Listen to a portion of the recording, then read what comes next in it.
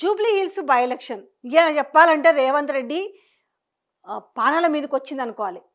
అదొక మెడకు ఒక ఉచ్చులాగా మారింది. ఏం చేయాలి ఇప్పుడు?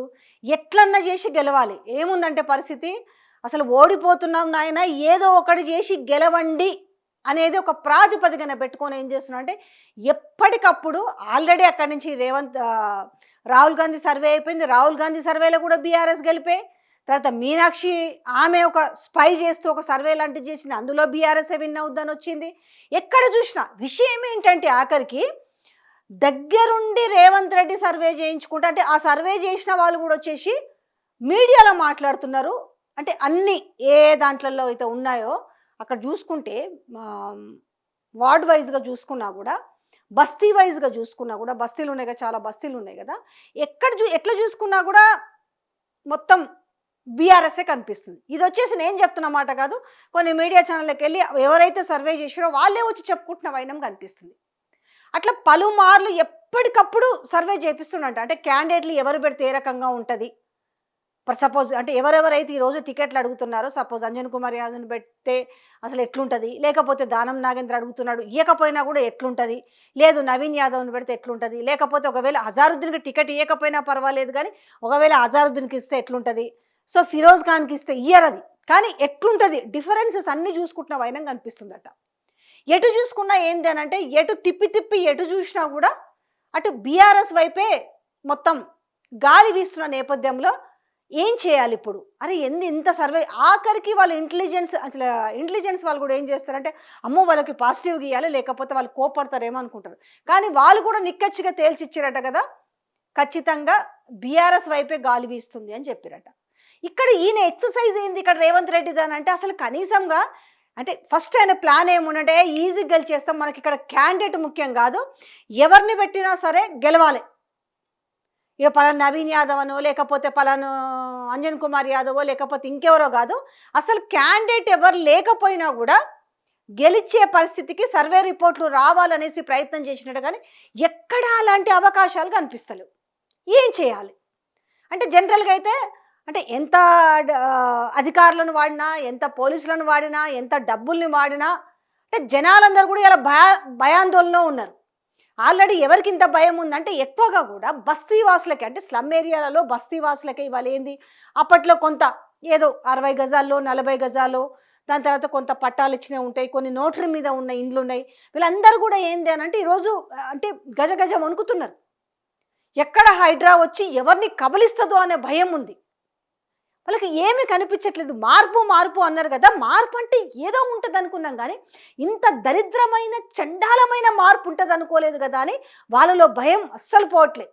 ఎందుకంటే ఎక్కడ హైదరాబాద్లో ఏ మారుమూలన తీసుకెళ్ళి ఈ బుల్డోజర్లు ఏ ఇంటి మీద ఎక్కుపెట్టినా, ఇంటి మీద అంటే పెద్ద పెద్ద బంగ్లాలకు ఎక్కుపెట్టారు, అది మీకందరికీ తెలిసిన విషయమే. ఇవాళందరికీ కూడా నిరుపేదల ఇండ్లను కూల్చేస్తున్న వైనం కనపడుతుంటే ఏడ బుల్డోజర్ల వై గూలగొట్టినా కూడా వీళ్ళు ఇలా వణుకుతున్న పరిస్థితి. హైదరాబాద్ నగరంలో ఉన్న ఇలాంటి బస్తీలలో ఉన్న వాళ్ళు అట్లీస్ట్ పోనీ వీళ్ళని తీసుకెళ్ళి కనీసంగా వాళ్ళకు పునరావాసం కల్పించి, వీళ్ళకు విషయం మర్చిపోయినారు అనుకుంటాను.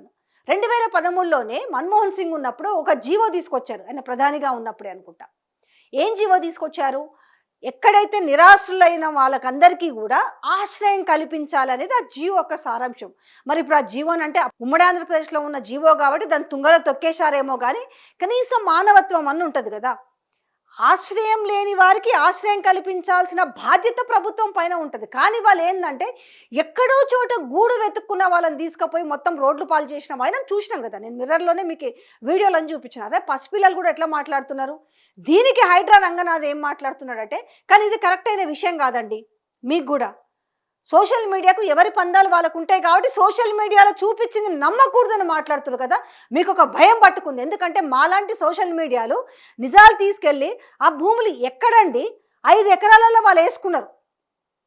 5 ఎకరాలలో వాళ్ళు వేసుకున్న ఆ చిన్న నివాసాలు 60 గజాలలో ఏర్పరచుకున్నారు. నిజంగా ఎవరైతే కబ్జాకోర్లు ఉన్నారో, ఎవరైతే రౌడీ షీటర్లు ఉన్నారో వాళ్ళు డబ్బులు తీసుకొని వాళ్ళకి నోటరీ మీద అమ్మితే వాళ్ళవి కూల్చేసి వాళ్ళని అరెస్ట్ చేసేసి వాళ్ళ దగ్గర నుంచి కక్కించాల్సిన బాధ్యత మీద ఉంది కదా.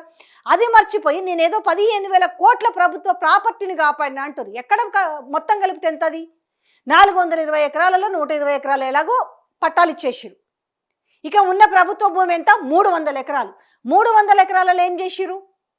ఆ 300 ఎకరాల 11 ఎకరాలు ఓ ఎమ్మెల్యే కొట్టేసిండు ఆల్రెడీ. వాళ్ళ బంధువుల పేర్లు పెట్టుకొని ఇచ్చేసి ఆ ఎమ్మెల్యే కొట్టేసిండు.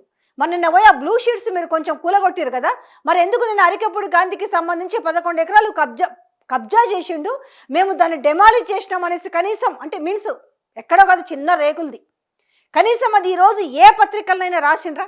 పోనీ రంగనాథ్ అన్న కనీసం మీడియా సమావేశంలో ఆ విషయం గురించి ప్రస్తావించిండా? అబ్బే లేదు. నేను మాత్రం 15,000 కోట్ల ప్రాపర్టీ కాపాడిని అంటాడు.